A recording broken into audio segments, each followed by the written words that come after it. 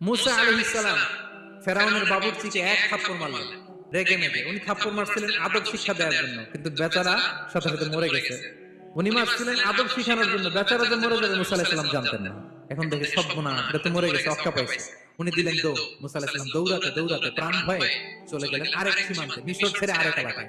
যে দেখে কিছু লোক ধাক্কাধাক্কি করে তাদের উটগুলোকে পানি খাওয়াচ্ছে, আর দুইটা মেয়ে পাশে চুপ করে বসে আছে। উনি বুঝতে পারলেন মেয়েগুলো ইয়াং ছেলেদের সাথে ধাক্কাধাক্কি করে টিকতে পারবে না। উনি এগিয়ে গেলেন, বললেন তোমরা পানি খাওয়াবো উটদেরকে? হ্যাঁ খাওয়াবো।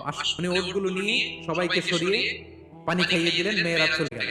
এবার বাবার কাছে যেয়ে বললো, বাবা এমন এক ছেলের সন্ধান পাইছি, ছেলেটা খুব ভালো, আমাদের চেহারার দিকে তাকায় না, মাটির দিকে তাকিয়ে কথা বলে। আজকে এই লোক না থাকলে আমরা আমাদের উটগুলোকে পানি খাওয়াতে পারতাম না। আর ভিনদেশী লোক, আমরা চিনিও না। ইন্না খায়রা মান ইস্তাজারতাল কবিয়ুল আমিন। বাবা করেন, আমাদের তো রাখাল লাগবে, আমাদের দেখভাল করার জন্য তো একজন সুপারভাইজার দরকার। এই ছেলেকে আপনি কাজে রেখে দেন।